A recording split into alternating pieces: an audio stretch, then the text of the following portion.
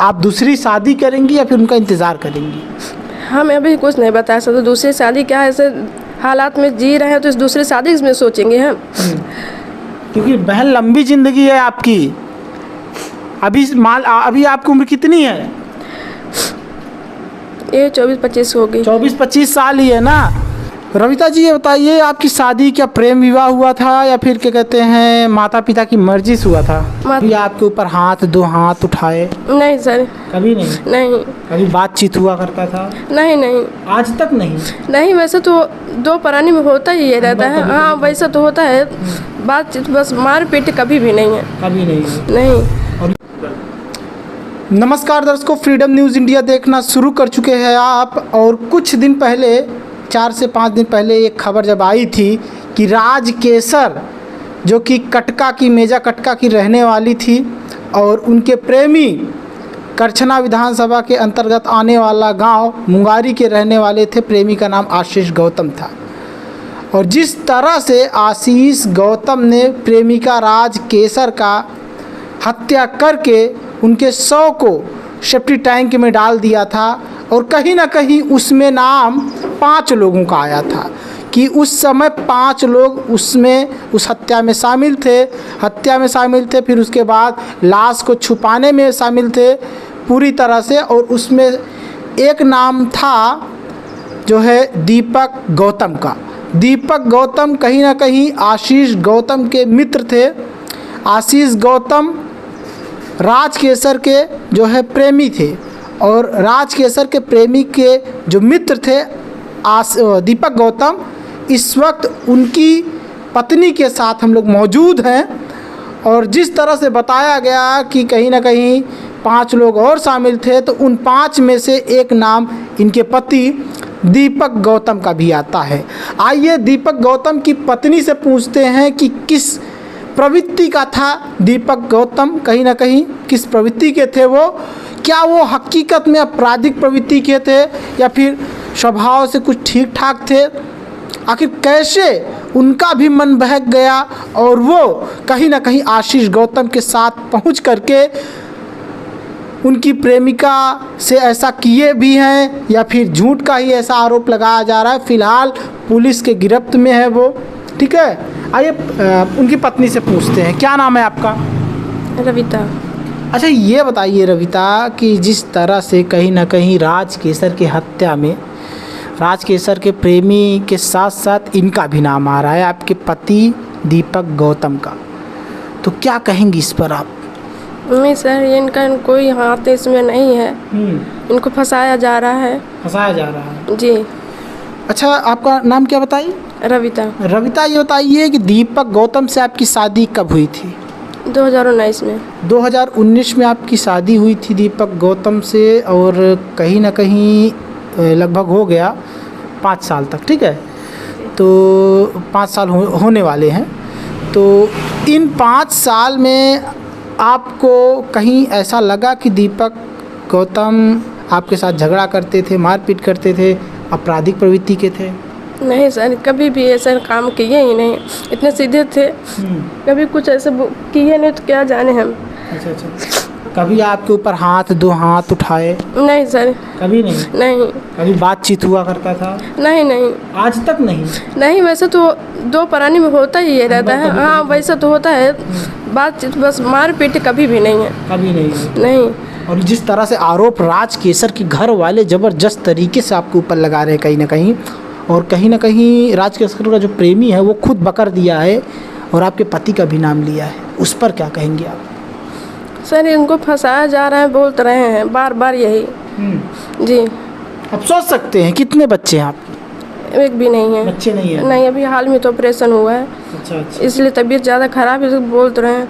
मतलब जो है बच्चा था पेट में? जी।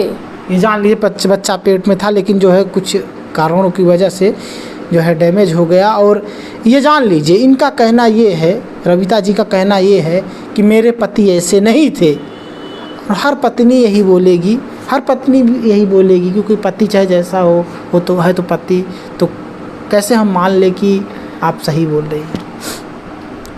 अब कैसे क्या, जो बता रहे हैं जी।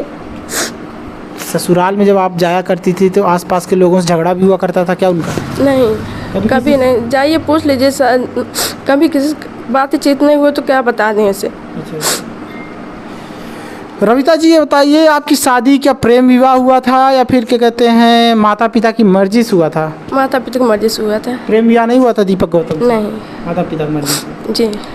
ये जान लीजिए, प्रेम विवाह नहीं हुआ था, माता पिता की मर्जी से शादी हुआ था। और कहीं ना कहीं अब दीपक गौतम के ऊपर जिस तरह से 302 का धारा 302 लगाया गया है, इस पर मुकदमा उनके ऊपर पंजीकृत है और जिस तरह से वो इस वक्त पुलिस के गिरफ्त में है, क्या लगता है आपको? क्या आपके लिए अच्छी खबर आ सकती है? क्या उनको न्याय मिल सकता है या फिर क्या कहते हैं दोषी करार दिया जाएगा उनको? जी, जांच पड़ताल हो और क्या कहें। अगर जांच पड़ताल में ये पाया जाता है कि वो दोषी, निवेदन है कि जांच पड़ताल हो गए अच्छे से। नहीं, अगर जांच पड़ताल में मान लीजिए बहन ये पाया जाता है कि वो दोष है, दोष सिद्ध हो जाता है उनके खिलाफ, तो क्या आप फिर आपका क्या आप सरकार के कहीं ना कहीं न्याय जो है न्यायालय के इस फैसले से सहमत रहेंगी या फिर असहमत? जी, सहमत ही रहेंगे। सहमत रहेंगी? अगर जी, अगर गलत है जी, अगर दोषी वो पाए जाते हैं तो उनको किस तरह की सज़ा होनी चाहिए? जी, पहले जांच तो हो, पहले अच्छी तरह जांच तो हो, उसके बाद। मान लीजिए बहन, अगर वो दोषी पा जाते हैं, दोषी करार दिया जाता है न्यायालय की तरफ से, तो फिर क्या आप अगर फांसी की भी सज़ा होती है तो उसको स्वीकार करेंगी? नहीं, हम ऐसे कुछ नहीं बता सकते हैं। हाँ, पहले जांच पड़ताल हो अच्छे से, नहीं उसके बाद ही जो हो तो हो। जांच पड़ताल मान लीजिए सिद्ध हो गए तब, क्योंकि जिस तरह से प्रेमी राजकेसर के प्रेमी ने भी बोला है कि ये लोग सब शामिल थे कहीं ना कहीं लाश को छिपाने में, लाश को सेफ्टी टैंक में डालने में राजकेसर का इनका भी हाथ था, क्योंकि अकेले तो राजकेसर का प्रेमी डाल नहीं पाएगा क्योंकि जो चट्टान था बहुत बड़ा चट्टान था। जी, हमें कुछ पता ही नहीं तो हम कैसे कह दें क्या कैसे क्या है क्या नहीं। जिस तरह से धारा लगा है दर्शकों, कहीं ना कहीं उनके ऊपर इतना आसानी से तो उनका जमानत भी नहीं हो सकता, और ज़मानत हमको तो नहीं लगता कि इतनी आसानी से उनका जो है 3-4 साल ज़मानत हो पाएगा। तो आपको क्या लगता है कि आप दूसरी शादी करेंगी या फिर उनका इंतज़ार करेंगी? हम अभी कुछ नहीं बता सकते। दूसरी शादी क्या, ऐसे हालात में जी रहे हैं तो इस दूसरी शादी इसमें सोचेंगे हम। क्योंकि बहन लंबी ज़िंदगी है आपकी। अभी आपकी उम्र कितनी है? ये 24-25 हो गई। 24-25 साल ही है ना। और कहीं ना कहीं जो हत्या का आरोपी होता है वो जो है 30 साल जेल में ही उसका ज़िंदगी बीत जाता है। तो बहन ये बताइए कि आप उनका इंतज़ार करती रहेंगी या फिर क्या कहते हैं जो है सोचेंगी कि आगे आपकी ज़िंदगी बहुत लंबी है, आगे के बारे में सोचेंगी? नहीं, हम कुछ नहीं कह सकते। अभी कुछ नहीं कहेंगी? नहीं। ये जान लीजिए दर्शकों, कहीं अभी इनका कहना है कि अभी हम कुछ नहीं कह पाएंगे, लेकिन हाँ साहब, जो हत्या का आरोपी होता है कहीं ना कहीं अगर जब उसके ऊपर आरोप सिद्ध हो जाता है तो फिर उसका जेल तो जाना तय हो जाता है, और जब जेल हो जाता है तो फिर लंबे समय के लिए जाता है। कभी कभी तो साहब बूढ़ा हो जाता है इंसान जब जेल से बाहर आता है। तो क्या बहन मान लीजिए अगर सिद्ध हो जाएगा तब पर भी यही सोचती रहेंगी कि शादी करेंगी, घर बसाएंगी? सर आपकी ज़िंदगी लंबी है बहन। पहले उनको हो तो फिर जांच पड़ताल पहले वो सोच रहे हैं अभी क्या हुआ क्या नहीं, कैसे हमें खुद ही पता नहीं तो हम कैसे बता दें आपको। अब बाकी एक बात और बता दें, अभी कोई बच्चा नहीं है, 5 साल 4था साल ज़रूर चल रहा है शादी का इनके, अभी कोई बच्चा नहीं है। और कहीं ना कहीं इनका तो कहना है कि हम पति का जो है इंतज़ार करेंगे, और जब तक सिद्ध नहीं हो जाता, दोष सिद्ध नहीं हो जाता उनके खिलाफ, और जब तक वो दोषी करार नहीं दिए जाते तब तक उनका कहीं ना कहीं ये कहना है इनका कि इंतज़ार करेंगे एक तरह से, तब तक हम कुछ नहीं करेंगे, तब तक आस लगाए बैठी रहेंगे। ऐसा है, आस लगाए बैठी रहेंगे। जी, पहले देखें क्या होता है क्या नहीं, उसके बाद ही जो होगा तो होगा। हो क्या कहना चाहेंगी योगी आदित्यनाथ मुख्यमंत्री जी से, क्या गुहार लगाएंगी आप? अगर आपके पति निर्दोष हैं तो आपको लगता है, तो क्या गुहार लगाएंगी ताकि वो निष्पक्ष जांच करवाए इस मामले में? वही तो जांच कराए उधर देखिए, उधर। अच्छे से, जांच करवाए अच्छे से, नहीं हाँ। गुनहगार हो गए तो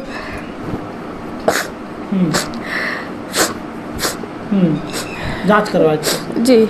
अच्छा, तो ये दीपक कहाँ तक पढ़े लिखे थे? MA BA किए थे। MA BA। और आप कहाँ तक किए हैं? B.Ed किए हैं। BA किए हैं।